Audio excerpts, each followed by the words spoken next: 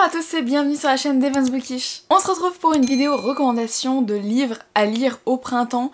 Donc vous allez voir, c'est des lectures qui sont toutes douces, qui sont très agréables, qui sont légères et ultra addictives que je vais vous conseiller dans cette vidéo. Commençons tout de suite par A For Joy of Roses de Jessica S. Olsen, édité aux éditions Big Bang. Dans cette histoire, nous suivons Mira qui est une prodige, une artiste dont les portraits ont le pouvoir de modifier le corps de ses modèles. Un talent que beaucoup pourraient convoiter. Elle doit donc garder le secret, surtout si elle veut protéger sa jeune sœur Lily, dont elle a la charge. Malheureusement, un soir d'hiver, la femme du gouverneur découvre la vérité et menace de tout révéler. À moins que Mira n'accepte d'effectuer pour elle une commande bien particulière. Un portrait capable de ramener son fils à la vie. Mira n'a d'autre choix que de la suivre dans le manoir légendaire de la mystérieuse famille Harris. Elle va alors faire la connaissance du frère du mort, un jeune poète anxieux et touchant. Et elle va vite comprendre que plane dans ces lieux un mystère bien plus dangereux qu'elle n'aurait pu l'imaginer. C'est une histoire sur fond d'intrigue un peu policière, puisque l'on va chercher les causes de la mort du fils de la famille.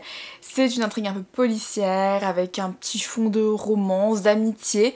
Bref, c'est une histoire qui est très sympa à lire et que je vous conseille de lire vraiment au printemps pour profiter un peu de cette saison, de ce moment où on passe de l'hiver à l'été, de ce moment vraiment un peu bloqué dans le temps où vous avez envie d'être au chaud sous un plaid et en même temps de sortir prendre un pique-nique avec vos amis. Vous voyez, ce petit moment-là, cocooning, cet instant-là est perceptible avec ce livre. Une fois n'est pas coutume, je voulais évidemment vous parler de Anne, le tome 1, donc La maison au pignon vert, de Lucy Maud Montgomery, édité aux éditions Monsieur Toussaint. Née en Nouvelle-Écosse, orpheline à 3 mois, Anne est récupérée par une série de familles d'accueil. Malgré la pauvreté, elle parvient à s'évader de sa sombre existence grâce à son imagination débordante. Elle lutte pour rendre les circonstances acceptables, recherche des âmes sœurs et trouve dans les livres une certaine consolation, tout en rêvant de fonder un jour sa propre famille. Curieuse, inventive, amoureuse de la vérité, Anne fait déjà preuve du sens de l'émerveillement et de l'espoir qui la caractériseront sa vie durant. Ce roman relate les événements à la fois tristes et loufoques de la vie de la rouquine à l'esprit débridé avant qu'elle ne se rende chez les Cuthbert à l'île du Prince Édouard. Anne, c'est vraiment une intrigue, une histoire, une saga qui est légère, qui est addictive, qui est toute douce et qui vous fait vraiment passer un bon moment. Vous découvrez une jeune fille, une adolescente qui va évoluer tout au long de ces tomes,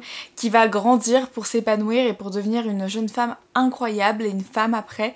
C'est une histoire adorable, qui est prenante, légère et que j'adore découvrir, que j'adore lire, que je continue de lire puisque vraiment c'est une histoire merveilleuse, tout en légèreté et en bonté, bref, c'est un bonbon cette histoire. Continuons avec la trilogie d'Aevabad, le tome 1, La cité de laiton de Saha Chakraborty, édité aux éditions de Saxus. Dans les rues du Caire du XVIIIe siècle, Nari est une jeune escroc au talent inégalé. Lecture de la main, exorcisme et un mystérieux don de guérison, elle fait des nobles ottomans sa cible principale dans le but de survivre. Un jour, pendant l'un de ses coups, elle invoque accidentellement Dara, un mystérieux guerrier djinn, et elle va comprendre trop tard que même les stratagèmes les plus intelligents peuvent avoir des conséquences mortelles. Forcés de fuir le Caire, Dara et Nari voyagent ensemble à travers des sables chauds et balayés par le vent, grouillant de créatures de feu et de rivières où dorment les mythiques Marides, des ruines de métropoles humaines autrefois magnifiques, aux montagnes où les oiseaux de proie ne sont pas ce qu'ils semblent, leur périple a pour destination d'Aevabad, la légendaire cité de laiton. J'ai découvert cette histoire récemment, vraiment au début d'année, et c'est une histoire incroyable. C'est mon plus gros coup de cœur depuis le début de l'année. Franchement, je regrette de ne pas avoir lu cette histoire avant parce que c'est vraiment une histoire prenante, addictive, très bien écrite, légère, avec des rebondissements, des intrigues merveilleuses, des éléments dont on se doute, des éléments dont on ne se doute absolument pas. Évidemment, même si on a des indices, des personnages touchants, attachants, bref. Tous les ingrédients sont là pour avoir une saga magnifique et c'est le cas. Donc si vous ne l'avez pas encore lu, lisez cette saga parce qu'elle est incroyable, mais vraiment incroyable et vraiment je pèse mes mots quand je vous dis ça. Autre histoire que j'ai particulièrement appréciée, il s'agit des chroniques de Bridgerton de Julia Quinn, édité aux éditions J'ai lu. Dans le tome 1, nous allons suivre la romance entre mademoiselle Daphne Bridgerton et Simon, le ténébreux duc de Hastings. Valse langoureuse, rebondissements cocasses et bagarres mémorables nous auront tenu en haleine tout au long de notre lecture. Pour le coup, je vous conseille vraiment la saga complète des Bridgerton parce que je les ai lus en entier.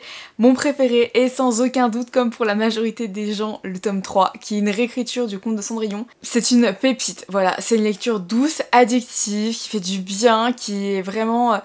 Voyez la saga des Bridgerton, même ambiance clairement. C'est vraiment, en même temps vous allez me dire c'est la même chose. Non, c'est pas vraiment la même chose, d'accord, mais l'intrigue est si belle, si douce, ça fait du bien. Alors oui, il y a des petits problèmes, notamment dans le tome 1, nous n'allons pas revenir là-dessus, mais lisez la suite parce que vraiment les tomes suivants sont merveilleux.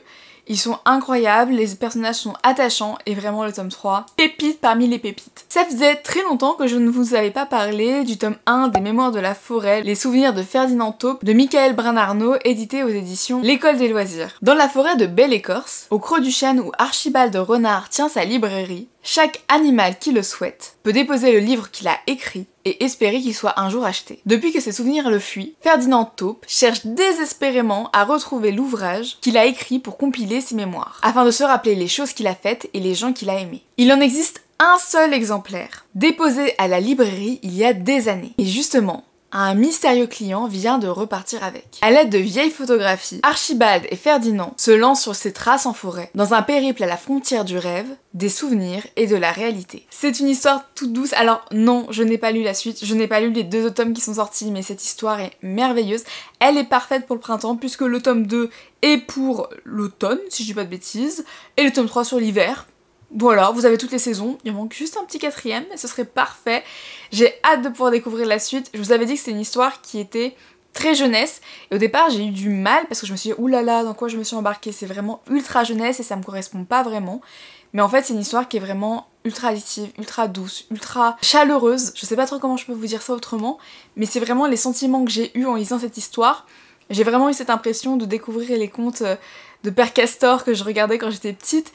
Et ça me faisait tellement de bien, ça m'a fait tellement de bien, cette lecture fait tellement de bien, elle est si addictive, si légère, si prenante, que je peux que vous la conseiller, foncez, vraiment au printemps en plus c'est parfait, ça vous met dans le bon état d'esprit pour ensuite enchaîner avec l'été, donc allez-y les yeux fermés. Si vous voulez un livre qui soit un peu plus mature, dans le sens différent des Mémoires de la Forêt, je vous conseille Un pacte avec le roi elfe de Elise Kova, édité aux éditions Big Bang. Les elfes ne viennent que pour 2 raisons. La guerre et les épouses. Dans les 2 cas, leur apparition est synonyme de mort. Il y a 3000 ans, les humains étaient les proies de races puissantes pratiquant la magie sauvage. Heureusement, un traité fut signé et une barrière entre les mondes érigée. Afin d'honorer ce traité, les habitants humains du village de Capton sont forcés de fournir, tous les 100 ans, une jeune fille, afin qu'elle devienne l'épouse du roi elfe et parte vivre avec lui. Être choisi revient à quitter son peuple et sa famille pour toujours. Une condamnation à laquelle Luella, âgée de 19 ans, est heureuse d'avoir échappé. Elle a ainsi pu suivre des études d'herboristerie afin de devenir la guérisseuse du village. Jusqu'au jour où le roi des elfes vient pour elle. La voici désormais forcée d'épouser un roi froid, à la beauté surnaturelle et de vivre au cœur d'un pays plein de magie sauvage, mais qui se meurt. Car Luella va vite découvrir que pèse sur ses épaules un lourd fardeau. Elle seule peut sauver à la fois ce monde et celui dont elle vient, et où elle a laissé les siens. Là encore, vous avez une histoire qui est douce, légère, addictive, mais cette fois-ci avec des faillets, avec un peu plus de magie, un peu plus de romance comme on les aime,